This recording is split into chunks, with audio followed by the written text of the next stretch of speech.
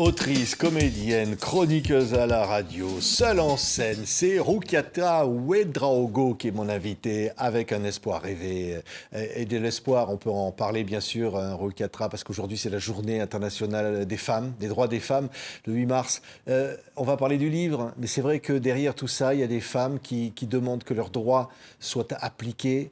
Et que, évidemment, l'inscription de l'IVG en France dans la Constitution était une grande nouvelle cette semaine. Effectivement, oui. J'applaudis.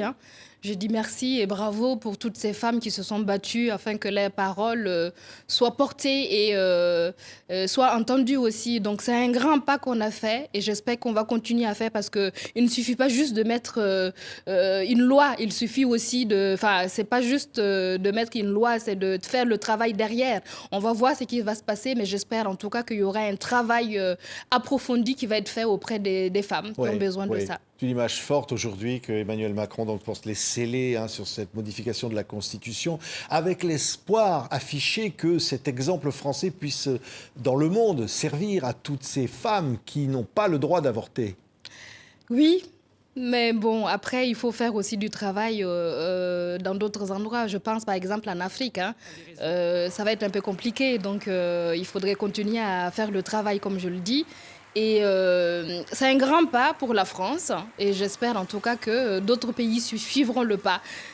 Ça va être difficile parce que je sais pas que je vais être comme pessimiste. Je suis très positive là-dessus et moi-même j'ai écrit sur un scénario il y a quelques années. Omerta Aratanga, donc une série à Dakar qui parlait justement de ces femmes qui ne peuvent pas avorter ou qui avortent clandestinement. Oui, qui avortent clandestinement et au périple de leur vie, puisqu'il y en a parfois qui laissent la vie. Donc c'était une série pour informer les familles, informer aussi la jeunesse africaine et aussi les politiques et les gouvernements de faire en sorte que une fille ait accès à l'avortement si jamais sa vie est mise en cause, en fait, si elle peut perdre la vie. Donc, il faudrait faire un travail là-dessus. Donc, ça a eu beaucoup de succès auprès de la jeunesse parce que les gens ont été ravis, en fait, qu'on mette la lumière sur quelque chose qui était un peu tabou. Parce que parler de sexualité aussi dans les familles africaines, c'est très compliqué. Moi, je n'ai pas réussi à faire ça avec ma mère. C'est à l'âge de 40 ans que j'ai pu parler de sexualité avec ma mère. Donc, vous voyez, donc, la jeunesse africaine il y a encore beaucoup de travail à faire. Oui. Et évidemment, on pense à toutes ces jeunes filles, donc les avortements clandestins dans des conditions terribles.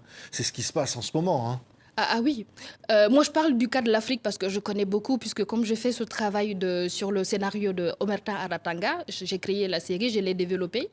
J'ai fait des recherches et c'est abominable ce qui arrive à certaines filles. Certaines filles sont arrivées à l'hôpital avec, entre la vie et la mort. Donc, en tout cas, il y a beaucoup de choses à faire autour de l'avortement, autour de cette loi-là. Il y a beaucoup de choses à faire. Et au-delà, évidemment, pour cette journée internationale des femmes, on a envie de dire aussi, bien sûr, il y a l'excision, bien sûr, il y a les mariages forcés. Il y a un certain nombre d'actions où on se dit, il faut continuer de se battre. Et vous vous battez. Absolument. Moi, je me bats contre l'excision, puisque j'en parle dans mon spectacle, j'en parle dans mes livres aussi. Et c'est vraiment quelque chose qui me tient à cœur, puisque moi-même, j'ai été excisée à l'âge de 3 ans. Je suis devenue maman et je sais ce que peut engendrer les conséquences de l'excision sur la vie de la femme. C'est très préoccupant et il faut absolument qu'on fasse un travail là-dessus. Moi, ce que j'aimerais aussi, c'est qu'en France, parce qu'il y a des petites Africaines qui partent en vacances dans les pays de leurs parents et qui reviennent excisées. Je veux aussi qu'en France, ici, on mette le doigt sur l'excision. Moi, je pense qu'on n'en parle pas assez. Il faut encore faire du travail. C'est vrai, la loi sur l'avortement... C'est interdit, évidemment, c'est condamné. C'est condamné, mais les familles continuent à pratiquer. Si ce n'est pas les parents, ça va être une tante, ça va être un parent proche. Et il faut vraiment faire très attention et mettre aussi des structures dans les écoles pour que les filles, les fillettes, puissent parler à leur maîtresse ou à leur enseignant de ce qui leur arrive. Et aussi alerter les enseignants parce que je pense que beaucoup d'enseignants ne sont pas informés de ce que c'est, parce que ce n'est pas la culture ici. Donc, il faudrait mettre des structures en place depuis l'école. C'est depuis la jeunesse, depuis l'enfance qu'on peut faire les choses. Oui, beaucoup de chemin encore à parcourir. Alors, énormément. On disait évidemment, en Afrique, on parlait, je disais à l'instant, des mariages forcés. On pourrait aussi parler du droit à la contraception. Enfin, ce sont aussi des naissances subies, parfois aussi. C'est-à-dire que le droit des femmes aujourd'hui n'est pas assez mis en avant. Non, elle n'est pas assez mise en avant et il y a beaucoup de femmes qui s'élèvent aujourd'hui. Je vois beaucoup de travail qui est fait autour de ça, mais on n'est pas encore entendu. Moi, je trouve que notre parole ne porte pas assez. Je ne sais pas s'il faut que des hommes se lèvent aussi avec les femmes pour se battre à côté des femmes. Moi, je pense qu'il faut que les hommes aussi... Il y a des hommes, hein, bien sûr, mais je pense qu'il faut qu'il y ait en tout cas des hommes aussi qui s'élèvent avec les femmes. Et je pense que si ils se mettent ensemble, on va plus nous écouter. Oui. Mais les femmes font déjà un travail formidable autour de ça. Oui, la parole, on dit beaucoup en France, la parole qui se libère, MeToo, un certain nombre de prises de parole. Ça peut s'étendre, ce phénomène, au-delà, en Afrique aussi peut-être? Oui, le MeToo est arrivé au Burkina. Je sais que lors d'un FESPACO, il y a eu un collectif de femmes qui se sont réunies au FESPACO et qui ont fait le MeToo. Donc je pense aussi que ça peut faire écho. En tout cas, ça fait déjà écho parce que moi, quand je pars en Afrique, je vois les femmes se battre tous les jours pour les conditions, tous les jours pour pouvoir avancer. Elles font beaucoup de travail, hein. Elles font énormément de travail. Malheureusement, on ne les entend pas beaucoup. On ne les entend pas assez. Oui, et les petites filles aujourd'hui, évidemment, qui sont ces femmes de demain, cet espoir aujourd'hui. L'éducation, il y a un travail aussi à l'école.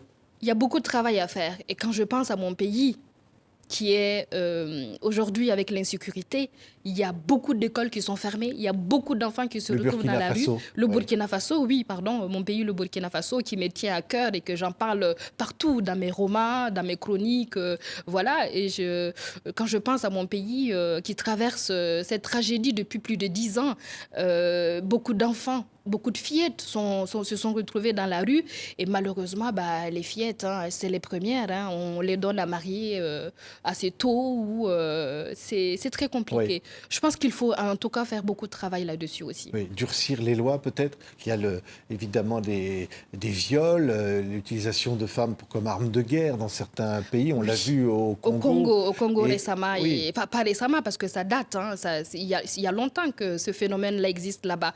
Et dans d'autres pays, les femmes sont utilisées. Oui. Et les violences conjugales. Tout ça est une réalité, les mariages intrafamiliaux. Oui. Mais c'est une réalité que vivent beaucoup de femmes. C'est une réalité, oui, effectivement. Donc, l'heure est grave. Hein. Enfin, je ne veux pas être pessimiste encore une fois parce que moi, je suis de nature positive. Donc, il faut se battre, il faut se lever et rien n'est gagné d'avance hein, puisqu'on peut gagner aujourd'hui et perdre demain. Donc, il faut être toujours sur... comment on dit ça? Il faut... Oui, prêt. Il faut être prêt et puis aux aguets, je vais dire. Oui, oui. Faut pas lâcher. Tous dorment et je veille dans le silence du camp et je chante à la lune ce qui tourmente mon cœur. C'est quelques mots de ce livre, hein, Rocatra, un espoir rêvé, un nouveau roman chez Rajo. Et évidemment, il y a la mine qui part et là reste et se retrouveront-ils un jour. On y raconte avec beaucoup de passion et beaucoup de force une histoire d'amour, mais avec le fond de ce qui est la réalité aujourd'hui, de ces camps et finalement de l'exil aussi. Oui. L'exil que je connais, enfin je ne suis pas exilée puisque mon pays ne m'a pas chassée, mais quand même c'est une forme d'exil aussi de vivre loin de son pays.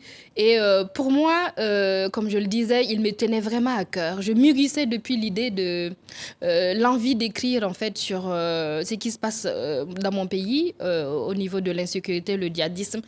Tous ces paysans et ces personnes qui fuient leur village pour se sauver en fait de la mort et des conditions de vie qui sont effroyables. Je mûrissais en tout cas l'idée de l'envie de mettre ça en lumière. Et c'est vrai que Rajo est venu vers moi. En fait, c'est une nouvelle. Rajo et Cosette ont fait une nouvelle. Donc, il y a eu 5 autrices, moi y compris dedans. On a écrit une nouvelle sur le cœur. Et moi, j'ai écrit sur les Ella et Lamine dans ce camp de déplacés. L'idée a beaucoup plu à Rajo, qui m'a proposé d'extraire les 2 protagonistes pour en faire un roman jeunesse. Et j'adore les défis et j'ai accepté en fait le défi. Et je me suis dit qu'il fallait absolument que je parle de ça. Je voulais parler des camps de déplacés, je voulais parler d'émigration, mais je voulais quand même mettre une histoire d'amour pour qu'un peu faire passer la pilule. Et aussi dire la vérité, hein, parce que dans ce livre-là, je me suis beaucoup documentée, j'ai écouté beaucoup de témoignages pour écrire ce livre-là. Et je voulais m'adresser aussi aux Français. En fait, ce livre, c'est vraiment c'est un miroir que je tends à la société française afin qu'elle puisse aussi ouvrir ses portes aux gens qui viennent d'ailleurs. Parce que quand on décide de quitter son pays, quand on décide de quitter sa famille, de quitter sa vie pour aller ailleurs, c'est parce qu'on est persécuté. C'est parce qu'il y a de la violence. C'est parce qu'on n'est pas bien là où on est. Et partir et arriver comme ça et qu'on ne nous tende pas la main, moi, je trouve ça quand même très, très dur. Oui. Ils ont du courage, hein, ceux qui partent.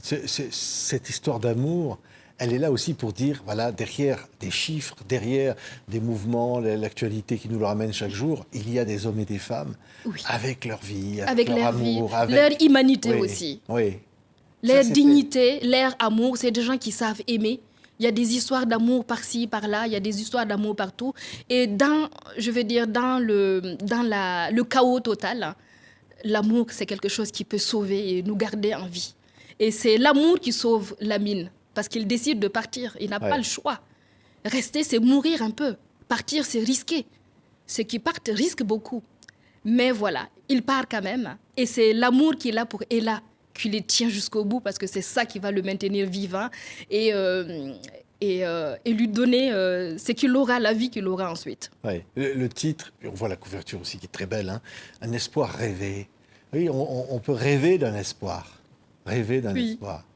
Je trouvais le titre Un espoir rêvé, je trouvais que il y avait beaucoup de poésie et puis il y avait beaucoup d'espoir aussi, parce que je voulais absolument quelque chose de l'espoir dans cette histoire-là. Je ne voulais pas la terminer comme ça. Et c'est vrai que Lamine, c'est un débrouillard. Hein. C'est quelqu'un qui va s'accrocher à ça et il va se débrouiller. Il est gentil aussi, donc profondément gentil. On s'attache à lui. Les gens qui ont déjà lu l'histoire me disent on le suit, Lamine. Tout ce qu'il traverse, le désert, la mer, on est accroché à lui, on a envie qu'il s'en sorte. Ouais. C'est un roman qui nous saisit. C'est un cri de cœur. Hein. C'est quelque chose que j'ai écrit avec mon cœur. Un cri de cœur pour l'Afrique et finalement pour tous les réfugiés du monde. Oui, il y a un Libanais qui l'a lu et qui m'a fait un retour qui était vraiment touchant. Parce que lui aussi, il a quitté son pays et il m'a dit, Lamine, ça aurait pu être moi.